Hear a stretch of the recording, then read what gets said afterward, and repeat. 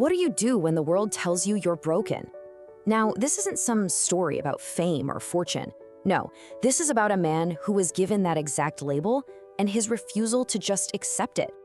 So this is the story of a man named Ian.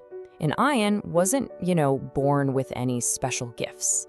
He wasn't the smartest or the fastest or the strongest. In fact, it almost seemed like life itself was determined to hold him down. And this one sentence, it just followed him everywhere. It was like this constant echo in the background of his life, a prediction that seemed to follow him like a shadow. Which brings us to the crushing weight of that doubt.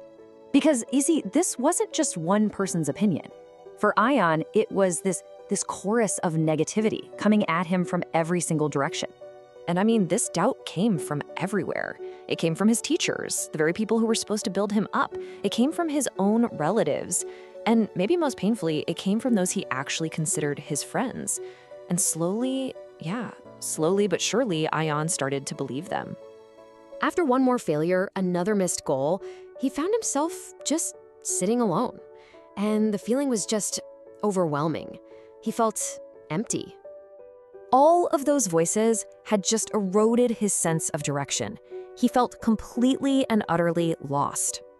And finally, he just felt broken. The weight of all that doubt had completely shattered his sense of self. This was his rock bottom. But then, right there in that moment of complete despair, something shifted. A new thought emerged.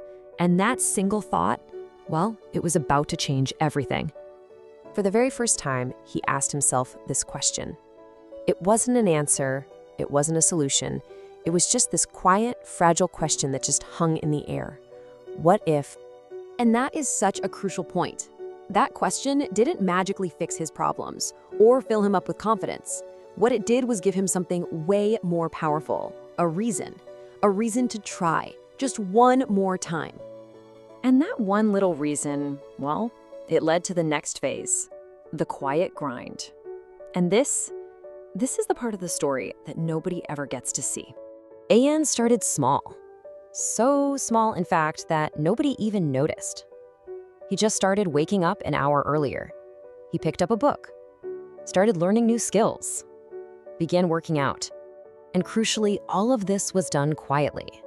There was no applause, no support, no audience.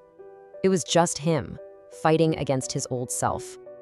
And this really highlights the huge disconnect, doesn't it? The world eventually saw the result. They saw the success, the change. But what they never saw was the process. The early mornings when everyone else was still asleep, the countless sacrifices, and the quiet pain he endured all by himself. So, as the days turned into months, Ian didn't just change on the outside. Something profound shifted deep within him, leading to the most powerful realization of his entire journey. His whole motivation had transformed. He had shifted from seeking external validation, needing to prove the doubters wrong, to finding this powerful internal drive. This wasn't about revenge anymore.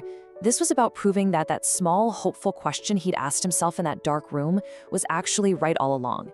This was about proving his own potential to himself. And this is where the story pivots. Because while we've been talking about Ian, this story is really about something much bigger. It's about you.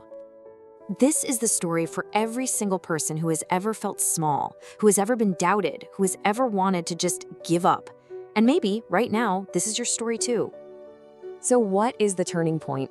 It's not an event, it's an internal decision. It's the moment your sense of control shifts from out there to in here. It's the exact moment you let go of the need for outside validation and make the choice to back yourself, even if no one else does. You don't need 1,000 moments of courage. You don't need the world's permission. You just need one moment where you choose to believe in yourself. That's where it all starts. So I'll leave you with this thought. The day you finally tune out the noise of doubt and start listening to the quiet voice of your own potential, what if that isn't just another day? What if that's the day your real life truly begins?